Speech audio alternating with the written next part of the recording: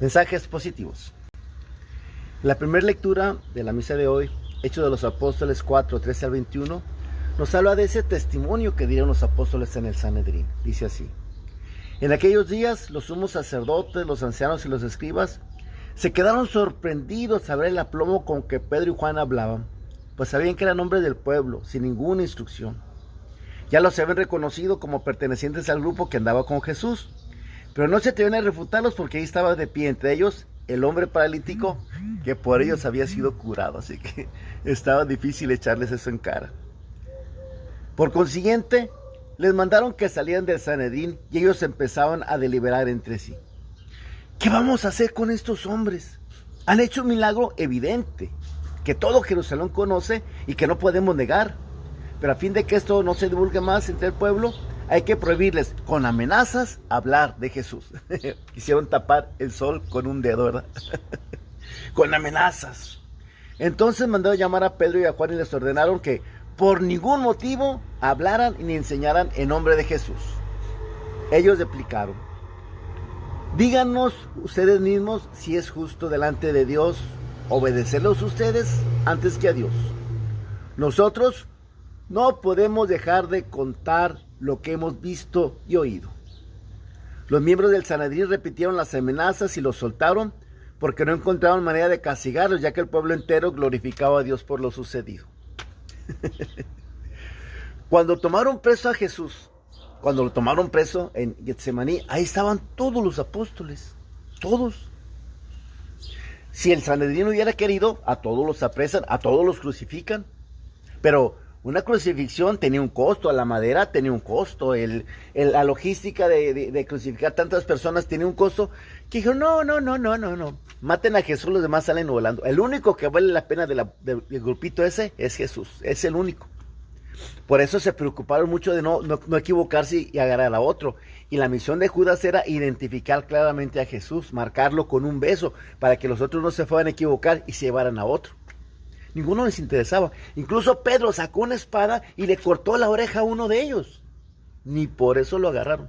O sea, no les interesaban los apóstoles, pero sí para nada, porque pues eran gente que conocían a las personas y decían, estos no valen ni el pedazo de madera por una cruz. No, hombre, solitos van a salir volando.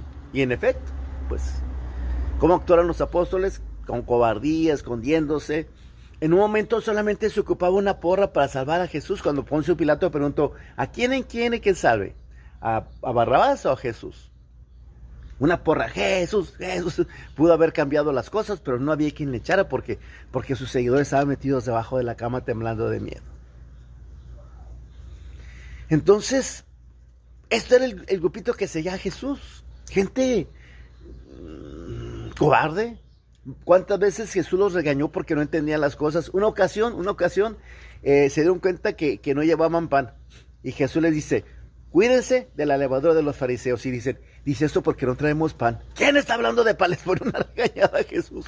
¿Cuántas veces les dijo, a ver, ¿de qué venían hablando en el camino? Y bajaban la cabeza porque venían hablando de quién era el más importante entre ellos. ¿Qué hicieron Santiago y Juan? Preguntarle a Jesús, queremos que se siente uno a tu derecha y a tu izquierda cuando llegues a tu reino.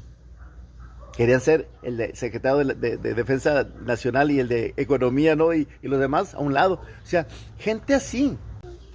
Era gente que estaba viviendo una situación que no alcanzaban a comprender y que incluso no tenían la grandeza para vivirla, ¿verdad? Y sin embargo, pues siguieron a Jesús y Jesús los estuvo apoyando. Y todavía en la última cena, nos dice el Evangelio de Lucas, se pueden a pelear quién es el más importante entre ellos.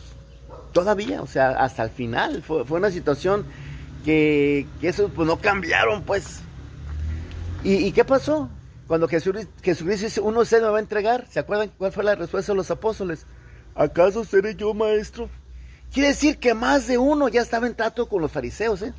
Hay gente que dice, ay, si Judas no traiciona a Jesús, lo traiciona cualquier otro. Cualquier otro de ellos pudo haberlo traicionado. Y es muy claro cuando empezaron a preguntar, ¿acaso seré yo maestro? O sea, ¿ya te diste cuenta? Cualquiera de ellos pudo haberlo traicionado. Así estaba el negocio, así de mal. Por eso los fariseos tranquilos se quedaron dejándolos ir. Déjenlos que se vayan, de ellos no son problema. Para nada, ¿verdad? ¿Qué pasa con ellos? Están asustados, Cuando resucita lo ven las mujeres, no creen. Va María Magdalena a darle testimonio de eso, no le creen. ¿Está bien, María? Ya María había dado el testimonio. ¿Y qué pasó en la tarde? Los discípulos de Maús van de regreso a su tierra. ¿Qué dicen? Pues una mujer dicen que lo vieron. Las mujeres, ¿tú crees? Y no creyeron, pues. Por eso Jesús le dice, qué insensatos y qué duros de corazón. Dos características de este grupito, insensatos y duros de corazón, ¿sí? ¿Y qué pasa después con ellos? El resucitado se les presenta y nos dice el Evangelio de Mateo que algunos ni así creían. Acuérdense que hizo Tomás, hasta que no meta mi dedo en el agujero de sus clavos y mi mano le llegue a su costado, no voy a creer. Estos eran los apóstoles, así de duros eran, así de duros. ¿Y qué pasó? Pues viene sobre ellos el Espíritu Santo, ¡voilá! ¡Voilá! ¡Fum! Viene un cambio impresionante, impresionante. Cuando el Espíritu Santo los ilumina, los hace entender, les da la valentía, les da esos dones del Espíritu Santo que tanto necesitamos nosotros, se los dio a raudales a ellos, y entonces este grupo, que estaba escondido con miedo, sale a la calle a dar testimonio de Jesús con mucha valentía el día de Pentecostés.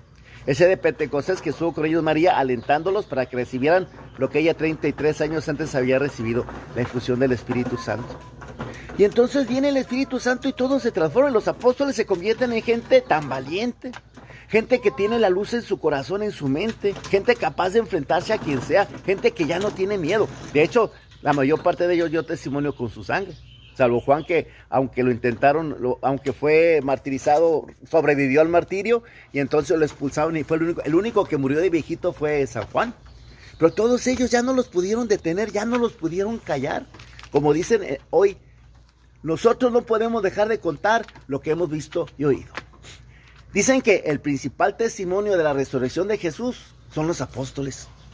¿Cómo es posible que un grupo de personas con tan mala disposición como tenían, con tantos errores y tantas fallas y tanto, de repente se convirtieran en las antorchas que fueron capaces de incendiar el mundo para Cristo? ¿Cómo fue posible que esos hombres tan cobardes, tan timoratos, ahora se quedaran, pasmaran a los demás? Como dice aquí, los sumos sacerdotes, los ancianos y los escribas se quedaron sorprendidos al ver el aplomo con que Pedro y Juan hablaban. Sabían que eran gente del pueblo sin instrucción y además que eran del grupito de Jesús. Oye, ¿qué no son estos los que dejamos ir porque no servían para nada? Sí, pues mira, ya sirven. Pues sí, la versión reeditada, ¿verdad? Y entonces, pues tratan de asustarlos, ya no los asustan. Los golpearon, ya no los asustaron. Empezaron a matarlos, mataron a Santiago, ya no los detuvieron, no los detuvo nada. No los detuvo nada. Por eso nuestra iglesia es una santa, católica y apostólica.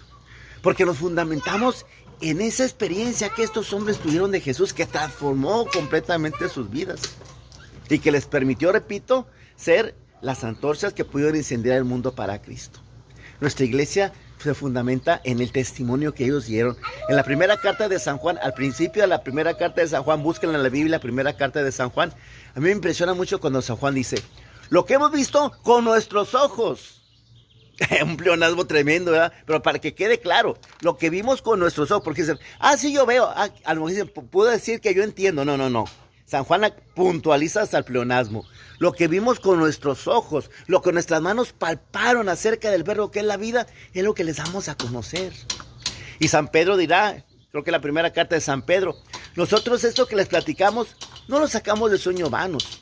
Nosotros estábamos en el monte cuando el Padre dio testimonio de él, hablándose el día de la transfiguración. Nosotros somos testigos, nosotros vimos, nosotros oímos, nosotros ahí estuvimos.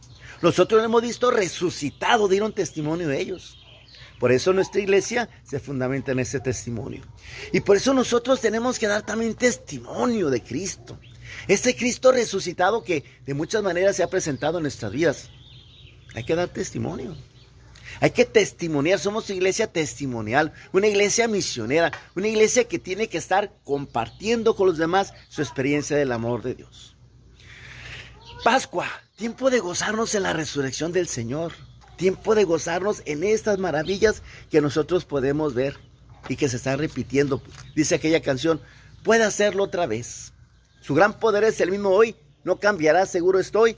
Si Dios ha hecho un milagro, puede hacerlo otra vez y lo puede hacer a través de nosotros. Estamos llamados a ser testigos, de ser de los que van a contar, platicar la experiencia de Jesús al mundo. Ojalá que nosotros estemos dispuestos a esto.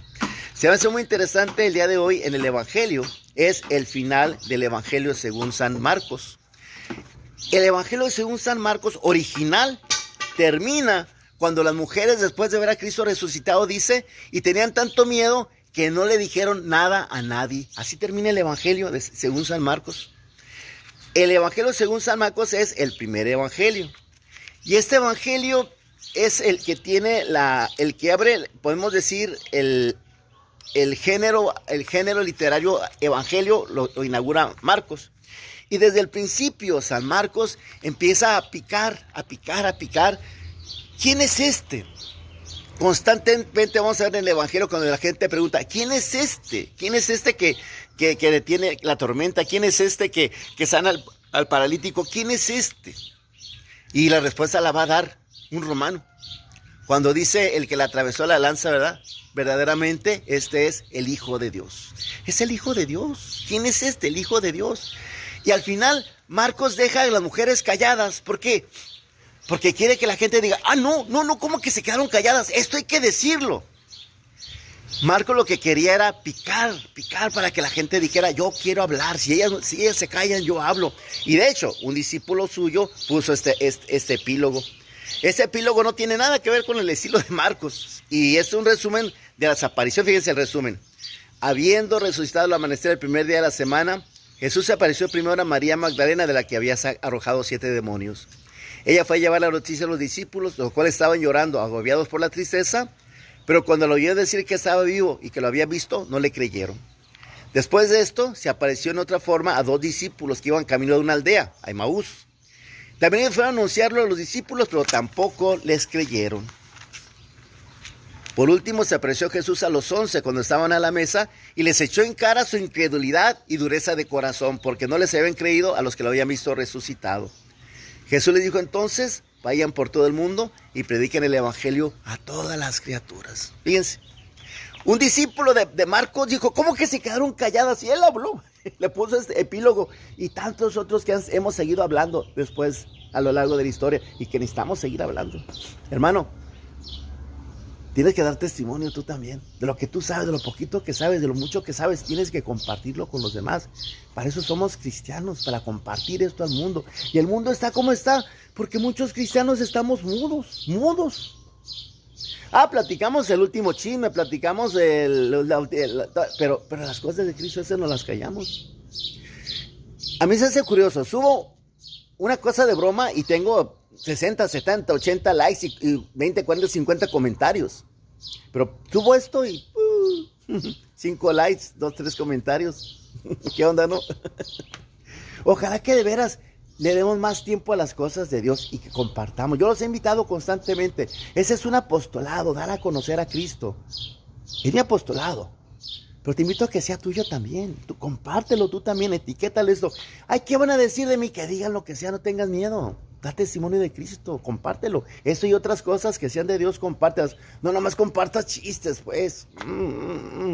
Ojalá que podamos, como en los apóstoles, dar testimonio de lo que el Señor ha hecho en nuestras vidas. Ayúdame a compartir esto, compártelo, te lo invito. Ya sabes que aquí vamos viendo día a día lo que la liturgia nos invita para conocer mejor la palabra de Dios en nuestra religión. Es una buena maestra la liturgia. Ojalá que nos dejemos guiar por ella para ir conociendo más la Biblia y la religión. En 3 años le damos vuelta a la Biblia, siguiendo día a día las lecturas de la misa. En 3 años le damos toda la vuelta a la misa. Es un buen método. Ojalá que me ayuden que les interese seguirlo y sigamos adelante con esto, compartiéndolo también con los demás. Mensajes positivos.